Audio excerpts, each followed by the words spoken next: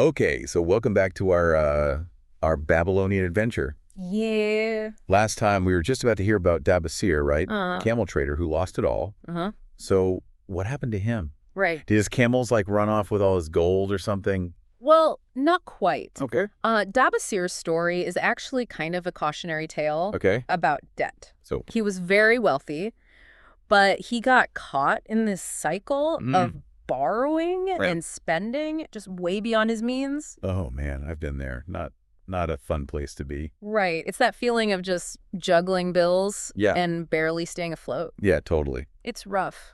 Not fun. Yeah, and the interesting thing is, Okay. the Babylonians, I mean, they didn't have credit cards, they didn't Yeah. have payday loans, but they still had these, these human tendencies Right. to overspend and fall into debt traps. I guess some things never change. They don't. Right. Human nature is human nature. Totally, yeah. Yeah. So, okay, so Dabas messed up, Yeah. but how did he like climb out of this debt hole? Yeah. I mean, did he find like a magical golden camel or something? He took a very practical approach. Yeah. He sought advice from this wise moneylender named Mathon, Okay. who gave him a pretty simple plan. Okay. Work diligently, live frugally, Right. and allocate a portion of his earnings to repaying his debts. Okay. So it's that same principle. Yeah. A part of all I earn is mine to keep, Uh-huh. but instead of saving, he's using it to pay off debt. You got it. Okay. It's about prioritizing that financial responsibility, Right. getting yourself back on track. Okay. So Dabasir basically committed to this, Okay. paying his creditors a portion of every earning Yeah. every single month until he was totally debt-free. I mean, that takes a lot of discipline, It does. especially when you're already like feeling that pressure, right? Mm-hmm. So was there ever a point where he just wanted to give up? There's this point in the story where he almost does. Oh. He's just overwhelmed by how much he owes. Yeah. But then Mathan reminds him that every coin he repays Yeah. is bringing him closer to freedom, to owning himself again. Owning himself. That's a powerful way to put it. Yeah, It's like you're enslaved to your debt. exactly. If you owe money, Right. The book really emphasizes that being debt-free Yeah. isn't just about like the numbers. It's Yeah. about self-respect and taking control of your life. Okay, I like that a lot. Yeah. But let's be real. I mean, sometimes debt just feels unavoidable, Sure. right? Like student loans, Right. mortgage. Mm. Like those are pretty standard these days. So Yeah. were the Babylonians were they cool with borrowing money? So they did have a system for lending and borrowing. Okay. So that they were super cautious Okay. about it. And there's this other story in the book Okay. about this guy, Rodin, Okay.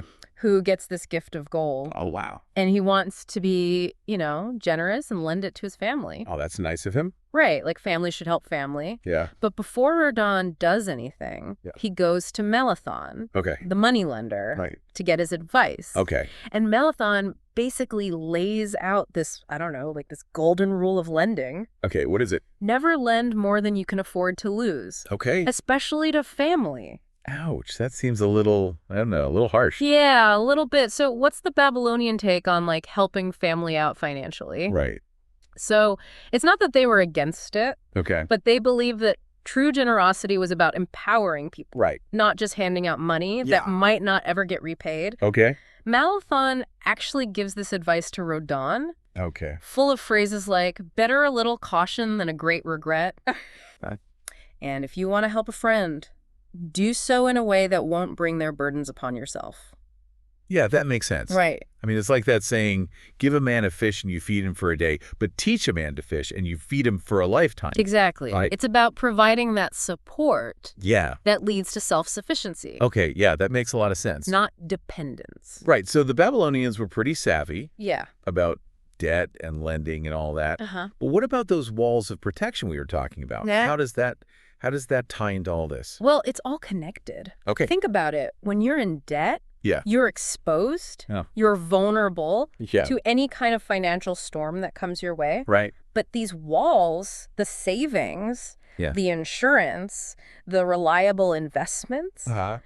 they act as a buffer, a safety net Yep. to help you weather those storms. So it's not just about being rich. Right. It's about being resilient. Exactly. It's about creating that sense of security, knowing you're prepared for anything, unexpected expenses, job loss, even just like, those times when life throws you a curveball. Right, right. The Babylonians, I think they really understood that true wealth Yeah. wasn't just about having a lot of gold. It was about having peace of mind. That reminds me of something we talked about earlier, that Babylonian emphasis on like owning a home. Uh-huh. Was that part of like building those walls too? Absolutely. Owning your home was seen as, I don't know, a crucial step Yeah. in creating that solid foundation. Right. It provided shelter, Yeah. stability, Right. even a sense of pride. And it's so interesting how those values still like resonate I know. even today, right? Yeah. Like even in a crazy housing market, Right. a lot of people still really want to own their own place. I think it speaks to that deep human desire for security, longing, that place where you can really put down roots. Okay, so we've covered debt, lending, these metaphorical walls of protection. Yeah. But what about this whole goddess of good luck thing? Right. Was that just like a Babylonian superstition, or Right. is there something more to it? It's not really about luck in the way that we think of it today. Okay. The Babylonians believed that good luck Yeah. favored people who were prepared, who took action, and who consistently worked towards their goals. So it's more like making your own luck.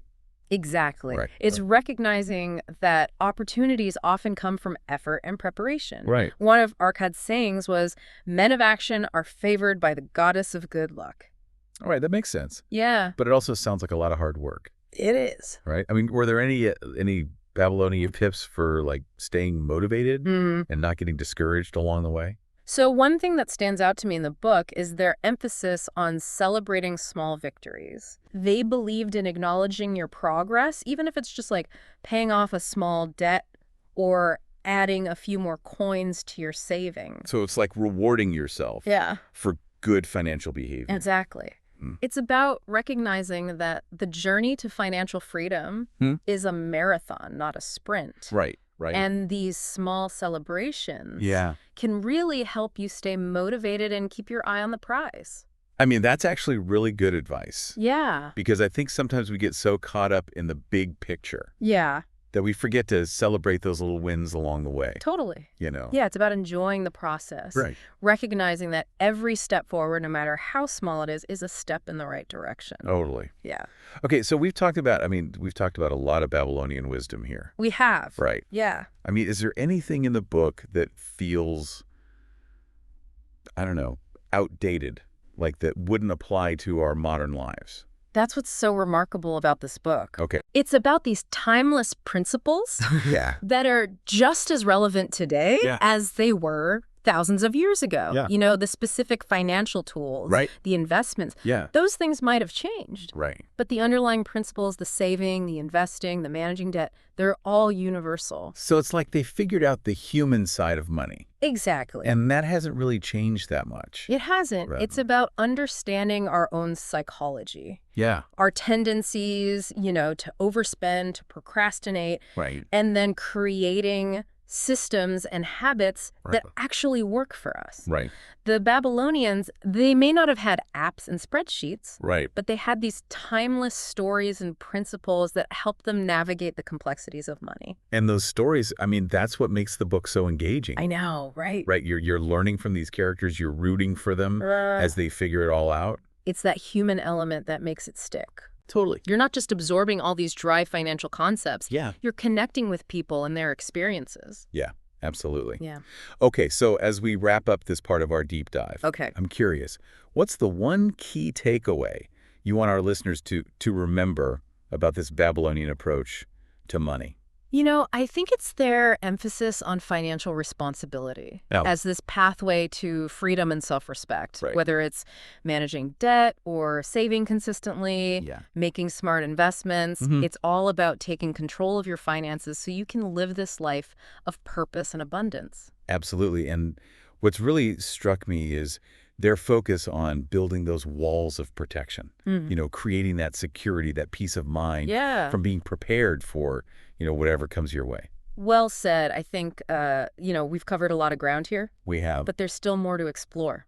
Oh, okay. So join us for the final part I see. of our deep dive. I'm there. Where we're going to talk about the power of storytelling, Okay. the importance of mentorship, Right. and how these ancient Babylonian principles can help us Yeah. create a life of, financial freedom and fulfillment. Okay, so welcome back. As we wrap up our exploration of the richest man in Babylon, Yeah. I don't know, I'm just struck by how immersive this book is. Mm-hmm. It's not just, I don't know, about the financial advice itself. It's like the way those lessons are woven into these stories. Right. Like these really captivating stories. Yeah, it really does feel like we've been transported back in time, Yeah. like walking the streets of Babylon with these people, Yeah. learning from their successes and their mistakes. It makes you wonder if they sat around campfires, Yeah. just like sharing these financial tales, Oh, yeah. passing down wisdom from generation to generation. The oral tradition was huge in those ancient cultures. Yeah, totally. So it makes sense that they would use storytelling. Right. To really make these lessons stick. Yeah, that makes sense. Yeah. And speaking of relatable, we've talked a lot about Akkad, right? We have. The richest man in Babylon. He's like, I don't know, like the OG financial guru. The original. Yeah. So what makes him such a compelling mentor figure? I think it's his humility. Okay. He doesn't present himself as, I don't know, like this all-knowing sage. Right. He really openly shares his own story. Yeah. How he went from being a humble scribe to, the wealthiest man in Babylon. So he's basically saying, hey, if I can do it, anyone can. Yeah, exactly. Okay. He really emphasizes that wealth isn't about, luck or special privileges or anything like that. Right. It's about understanding these core principles. Right. And applying them consistently. Yeah. And he's very generous Yeah. with sharing those principles. Yeah. Okay. So this is making me think, like, if we could actually travel back in time Right. and just sit down with Akkad. What would be the one question you would ask him? That is a great question. Yeah, right. What would you ask him? I don't know. That's a tough one. I'd ask him how he dealt with those moments of doubt. Oh, yeah. Like those times when it felt like financial freedom was just, I don't know, just out of reach.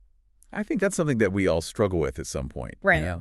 Even with the best intentions, we all face setbacks. We all face challenges. Yeah. And it's so easy to get discouraged. It is. I mean, especially in today's world, right? We're just bombarded with messages about instant gratification. Right. Over not success. Get rich quick, yeah. Yeah, exactly. The Babylonian approach was all about patience. Right. And persistence. Okay. They knew that building wealth is a long game. Uh-huh. A journey that requires discipline and commitment. It's like that saying, the best time to plant a tree was 20 years ago. The second best time is today. Exactly. Well, it's never too late to start.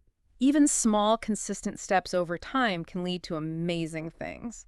So it's not about finding like a magic formula. Right. Or winning the lottery or something. Nope, not at all. Oh. It's about developing good habits. Right. Saving, Yeah. investing wisely, managing your resources. And I think maybe most importantly, just believing that you can achieve financial freedom. Absolutely. Even if you're starting, from zero. The Babylonians really understood the power of our mindset, Okay. our beliefs about money. It can either help us or hurt us. Yeah, I think you're totally right. Yeah. Okay, so let's say someone is listening to this and they're like, all right, I'm inspired. Right. I want to start applying these Babylonian principles. Okay. What's like the very first step they should take?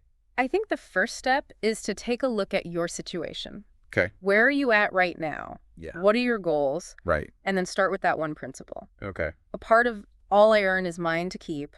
Even if it's just a small amount, at the beginning. Absolutely. Just create that habit of saving. Yeah. Put yourself first. Right. Prioritize your future. Exactly. And then from there, you can start to build those walls of protection. Exactly. We talked about, right? Yeah. Start with an emergency fund. Okay. Explore those options for investing. Right. Protecting yourself from, those unexpected events. So it's like creating a financial fortress. Uh-huh. Brick by brick. It is. And remember, it's a journey, not a destination. Right. There will be bumps along the way, but if you stay patient, you stay persistent, you apply that ancient wisdom, you can create that life of security and abundance. I love that. Well said. It has been, I don't know, such an incredible journey. It has. Exploring the richest man in Babylon with you. I mean, Who knew these ancient tales could be so relevant and inspiring? I know, it just goes to show that some truths are timeless. Yeah. The principles of building wealth are rooted in who we are, regardless of the time period, the technology, any of that. Yeah, absolutely. So as we wrap up this whole deep dive, Yep. I want to leave our listeners with this. Okay. What would your Babylonian money story be? Ooh. What lessons would you pass down I to future generations? What a great question to think about. Right. It challenges us to learn from the past, Yeah. but also to create our own legacy Right, of yeah. financial wisdom. Exactly. So remember, everyone, the journey to financial freedom, it's an ongoing adventure. It is. So keep learning, keep growing, and keep building your own path to prosperity. Thanks for joining us on this deep dive into the richest man in Babylon. Thanks for having me. Until next time, keep those financial wheels turning.